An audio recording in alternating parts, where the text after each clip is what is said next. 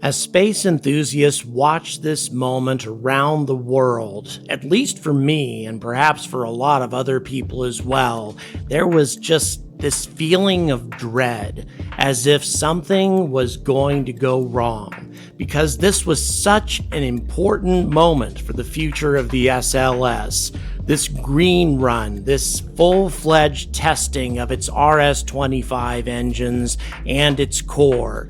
This was absolutely essential to the future of man's exploration of the moon. And yet, we just felt that somehow something was going to happen. At least I did. And that's because it was Boeing.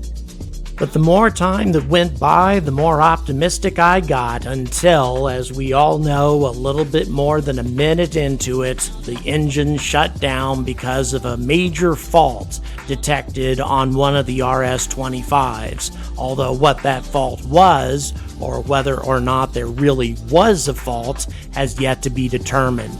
And it's going to be 3 to 4 weeks minimum before the RS-25s can be test fired again, assuming that they are test fired again, which they pretty much have to be. And this is assuming that we don't detect any serious problems. So if this was the only space-related event that had gone on at this time, all of us would have been pretty damn disappointed. But fortunately, it wasn't. Blue Origin fans, and yes, I know there's a considerable number of you given the number of hate comments I receive anytime I slam on Blue Origin, well, you guys definitely had something to celebrate as Mannequin Skywalker took to the skies on the latest New Shepard flight on Thursday. And I must confess, Mannequin Skywalker got a pretty impressive, albeit short, ride to suborbital space and back down, as we can see from these rather magnificent views from Blue Origin. A really impressive looking ride and proof that Blue Origin is right on the cusp of being able to enter into the world of space tourism. As a matter of fact, I continue to wonder as to why they haven't already done it. However, just yesterday, Virgin Orbit, without a doubt, seized the crown for the most exciting moment in spaceflight, at least for the last couple of weeks, and what a moment it was.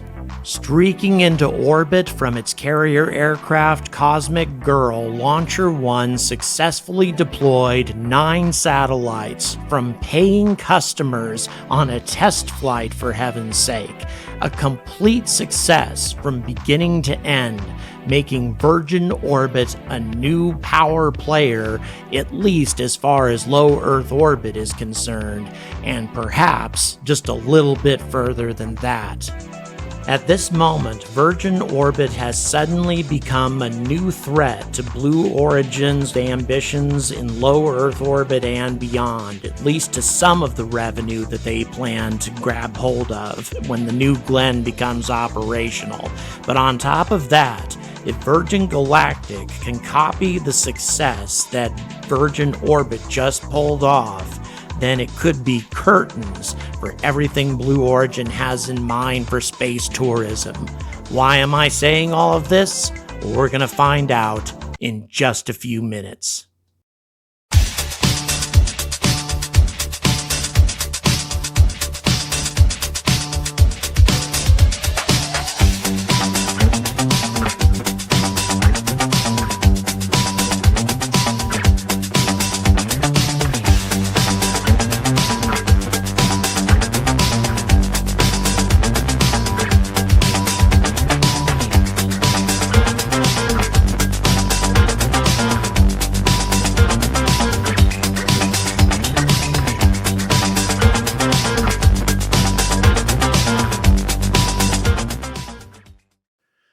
Good afternoon and welcome to yet another episode of the Angry Astronaut, continuing to put out content as rapidly as I possibly can, simply because there's so much going on for space enthusiasts to get excited about at the moment. Well, not so much for Boeing and NASA, although we can't call what happened with the Green Run a complete failure or anything along those lines. We still can't regard it as a success either, not even close. But I really didn't want to talk about that. Not too long ago, of course, Blue Origin sent up their New Shepard rocket. Again, this time with the express intent of testing it for human use, something that they've been talking about forever, using it for human passengers and space tourism. Why have they not actually started taking paying passengers on board? I really can't understand. All of that has remained kind of below boards. We really haven't gotten a lot of information as to why Blue Origin has been so hesitant to plunge into this arena. I mean, they haven't even sent their own employees up yet. Instead, they send up mannequins. So, what exactly is going on with that? Well, it seems, at least from what they're saying, that they have those problems resolved and they're ready to plunge forward with putting human beings into orbit, although they didn't exactly say paying passengers this year, just people in general. So we'll see how many times they send up their own employees before they actually send up people who are paying for tickets. They haven't taken any paying passengers in advance or anything like that, at least as far as I know. There may be some that I am currently unaware of. And on the other side of the equation, we have Virgin Galactic. And they, of course, have successfully taken their own employees into suborbital space, as I discussed in a previous episode.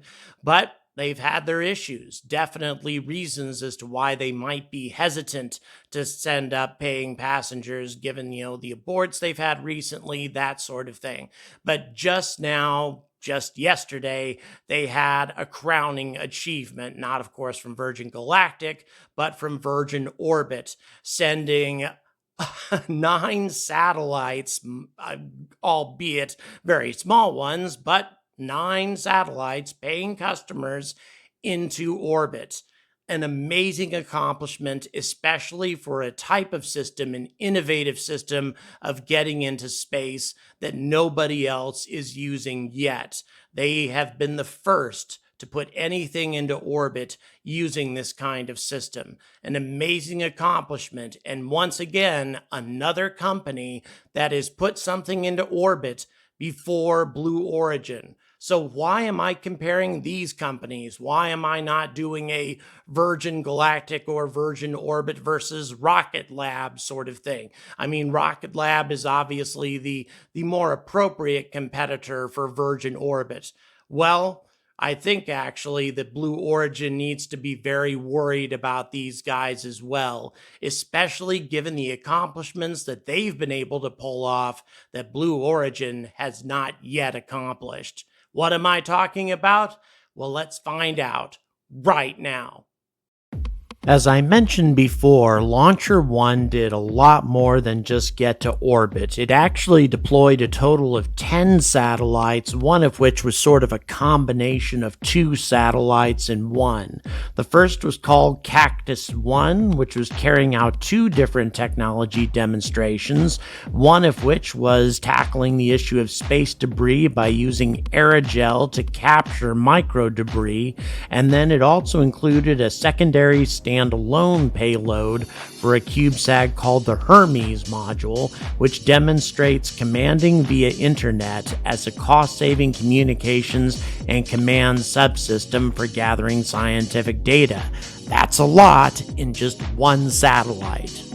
The second was called the Cape 3 from the University of Louisiana, and I have to admit, this one is my favorite. It was an educational mission that allows anybody with a smartphone to set up a ground station with a kit, and interactive educational activities give students the ability to interact with this CubeSat on their smartphone to design their own CubeSat experiments. I can't wait to check this thing out. The next is ExoCube 2, equipped with a space weather platform that measures the number of atomic and ionic substances in the exosphere, and it's useful in the prediction of space weather phenomena. Pretty neat piece of equipment from California Polytechnic University. The next is the MIT, which is actually that 2-satellite combination, and they're connected by a satellite tether system, and it allows students to work on a real-world research-driven mission to assess the dynamics of a short tether system for flying pairs of small sats. The next is the PICS system from Brigham Young University that is essentially a demonstration of a spacecraft performing inspection, maintenance, and assembly on another spacecraft. Very groundbreaking stuff, and all on one rocket from Virgin Orbit. And there was a lot of variation with the experiments, like the Polar Cube from the University of Colorado, which studies current sea ice fractions near the poles, and the Q-Pace, which studies microgravity and how planetary bodies grow past the meter-sized barrier into planetesimals that can become planets through gravitational accretion. And we round out the experiments with one from Vanderbilt University, which studies the effects of space radiation on a specific type of computer memory, to a NASA experiment which validates 2 new technologies for future experiments aboard small sats. All of this on one rocket, launching small sats with a total payload of no more than 500 kilograms. Virgin Orbit can accomplish a lot with not very much. But whereas we might expect the Virgin Orbit system to be a threat to something like Rocket Lab because they can launch 500 kilograms to low Earth orbit instead of 300, or 300 kilograms to a sun-synchronous orbit instead of 200 for the Electron from Rocket Lab, they can't begin to compare with the New Glenn's payload. I mean, it's not even going to be in the same league. Well, here's the important detail. We can expect the New Glenn to be carrying up smaller satellites as secondary payloads similar to SpaceX's rideshare program. And as more and more competitors like Virgin Orbit come onto the field, they're going to be the ones launching these smaller satellites and not rideshare type payloads with the big guys, and that could represent a problem to Blue Origin's future revenue stream. Now, because of its reusability, the New Glenn is likely to have an extremely good cost per kilogram. However, unless your small sat that's riding along with the main payload is heading into about the same orbit as the main payload being carried by the New Glenn, then it's not going to do you a whole lot of good. You're going to need to send it up on a different mission. And there is a very good reason, therefore, to send up your small sat on a smaller provider. Yeah, maybe overall the cost per kilogram is going to be lower, but if you're only paying about $1 million per satellite, the overall cost is still going to be very affordable and very attractive to smaller scientific organizations and commercial enterprises. And as I mentioned in a previous episode, Virgin Orbit does not intend to simply remain in Earth orbit. They intend to add a third stage to their Launcher 1 system and send small sats to other planets. As a matter of fact, they already have a contract to send a small probe to Mars, which means, amazingly, Virgin Orbit could be the first commercial organization to send a probe to another planet, and to do that for an unbelievably low price, perhaps as low as $12 million. We're entering into a new world. A world where other countries like the United Kingdom and Spaceport Cornwall are going to start taking center stage. Because Virgin Orbit has already announced that they intend to move a substantial amount of their operations to this humble little spaceport in the southwest of the UK, and with it they're going to be taking a fair amount of commercial space revenue that can be taken away from companies like Blue Origin, who are especially vulnerable because they don't have these massive established contracts with the US military and with NASA the way that United Launch Alliance and SpaceX does. Virgin Orbit is a company that Blue Origin should definitely be looking out for, and this is just the beginning. And what do I mean by that? Well, let's take a close look at the space tourism experience that's being promoted by Blue Origin, which, by the way, has yet to fly anybody into suborbital flight. I think I've mentioned that about 1,000 times. But the interior, yes, very luxurious, very pretty, but you'll notice no windows in the ceiling, only on the side. And on top of that, you're looking at a very short experience for the passengers involved. They haven't quoted a price yet, but they're saying it's going to be in the hundreds of thousands of dollars, whereas Virgin Galactic has already quoted a price of $250,000 and reserved a whole lot of tickets. But essentially, as impressive and as exciting as this is, it's just over a 10-minute experience with just over 3 minutes of weightlessness, during which time you get to leave your seat and float about a bit and then return to the surface. Now, of course, a totally reusable system, which is a very good thing. I totally applaud that. But just over a 10-minute space tourism experience before you finally touch down for all that money. Now, how is that going to compete against this? Now, granted, this is an old promotional video, but it still captures a lot of the excitement in this. To get dropped from the carrier aircraft and then accelerate at 3.5 Gs towards the boundary of space. What an experience. By the way, the entire mission takes about 2 hours to complete. Granted, part of that is to ride the carrier aircraft to the desired altitude before the drop, but there's a lot more involving the descent. And by the way, you spend between 4 and 5 minutes in space, not about 3 minutes like you do aboard the New Shepard. And look at all the windows. And this is an older concept, by the way. The newer interiors, which I'll show you in a second, are even more impressive. But once you go into microgravity, then you're free to leave your seat just like you do on the Blue Origin ship. But the difference is you have pilots that can rotate the vessel and give you differing views depending on their mood at the time, whether or not the moon is up at the time. Just an amazing variety of experiences.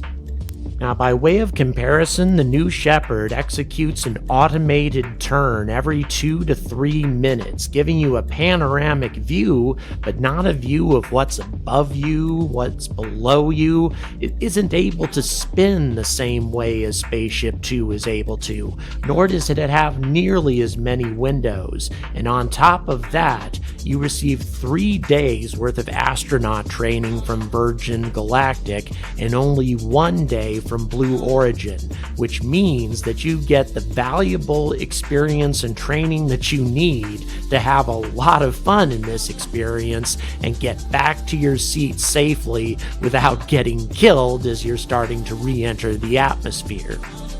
The authentic experience of microgravity, the magnificent views of both the Earth and space, and the moon if it happens to be visible like I said before, all of these things have actually made NASA interested in training their own astronauts on this vessel, on the New Shepard vessel as well, but they're investigating both of them. And I can't imagine that they would prefer the New Shepard experience over what is experienced aboard this ship. And by the way, all the time I've been talking, you would still be in microgravity during this experience.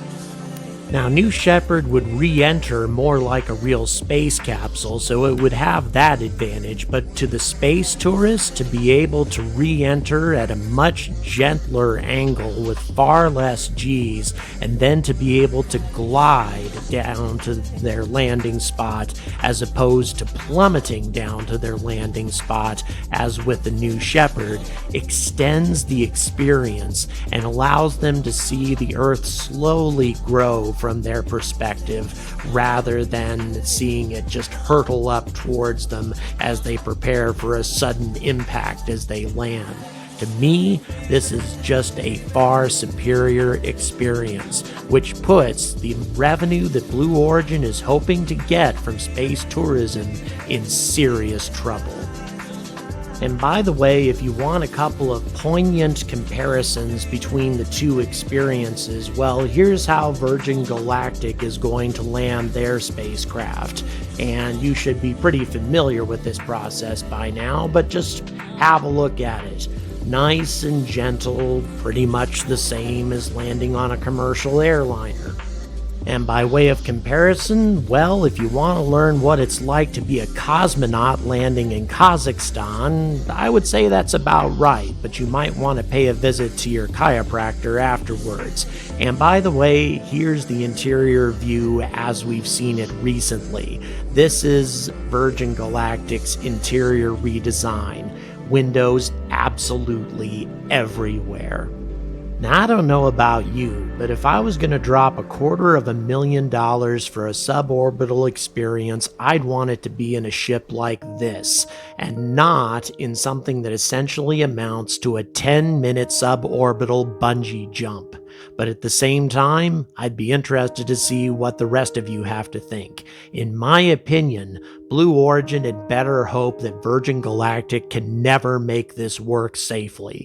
I think that's their only chance. Oh, and by the way, have you ever heard of Spaceship 3, a two-stage version of this vessel that would take passengers all the way from New York to London in suborbital flight? Well, Virgin Galactic has this in their long-term ambitions. What an amazing accomplishment this would be, and a dagger in the heart of anybody else venturing into the space tourism industry.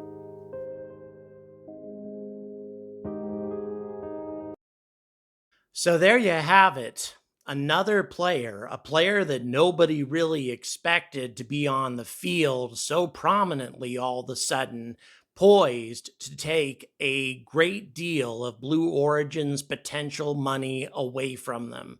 And of course, we're talking about Virgin Galactic clearly and the money that they could take away from Blue Origin and New Shepard. As you saw in the video, there are so many different applications and advantages that Virgin Galactic has, especially with their future plans of using Spaceship 3 to travel place to place suborbital. That is a very exciting prospect and one that New Shepard definitely could not pull off. Really exciting stuff coming from Virgin Galactic and definitely coming at a pace that should make Blue Origin very uncomfortable. But at the same time, Virgin Orbit, as I stated in the video, has the potential of stealing some of that rideshare revenue away from New Glenn by the time they finally get into orbit. Virgin Orbit has now proven themselves. They have proven that they can take paying customers into orbit. And yeah, not a lot, but more cargo than Rocket Lab can in terms of, pure mass. That's an impressive accomplishment. Obviously, nothing compared to what New Glenn can do, and New Glenn is going to be able to be a potent competitor, perhaps, for SpaceX and for other companies of their ilk. But at the same time, heavy cargoes are not necessarily the way of the future.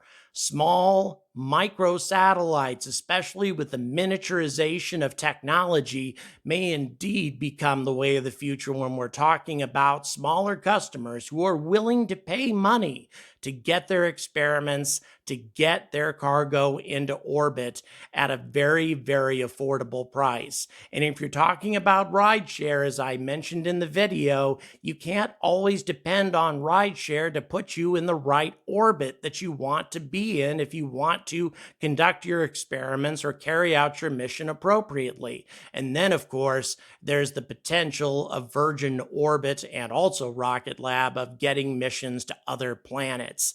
Not ambitious missions, but at the same time, with the miniaturization of technology, who knows what they might be able to accomplish. This is something that Blue Origin and companies like them dare not ignore. But I mention Blue Origin in particular because they still haven't gotten anything into orbit. ULA obviously has and has demonstrated that they are more than capable of handling orbital flight. And of course, SpaceX is demonstrated that they can do that as well. Blue Origin, not yet. They still have to prove themselves, which means anybody that can get anything into orbit is going to be a potential competitor and a danger to this company. And they really need to get things into high gear if they don't want to get left behind. I know I talk about this a lot, and yeah, it just seems like I dog on Blue Origin for the fun of it, but really at the same time, I don't want to see them fail. I really don't. I don't want to see their company go down in a ball of flames. I'd like to see another power player in the private space arena. The more private companies we have competing for the privatization of space, the better. But Blue Origin is being left in the dust. And their efforts at a lunar lander, well, God, that, as I've talked about many times, has the potential of sinking Artemis. I didn't really mention it in the video because it wasn't applicable, but they better not count on that bringing them a lot of revenue either, given the competition that they're up against. So I'd say a pretty bleak future for Blue Origin right now, unless they get things really going with the new Glenn. I would say that that is the most promising thing that they have coming out, and they really better get moving on getting that thing into operation. So, until we have as many companies as possible competing in outer space for various commercial and scientific reasons in order to inspire and ignite the passion for the human species for going to space, so that we're watching different missions taking place in space on a daily basis from one company after another. And this starts becoming just part of everyday life for the human race rather than something really special or seeming impossible to so many people. Until that moment comes, I urge all of you to stay angry about space.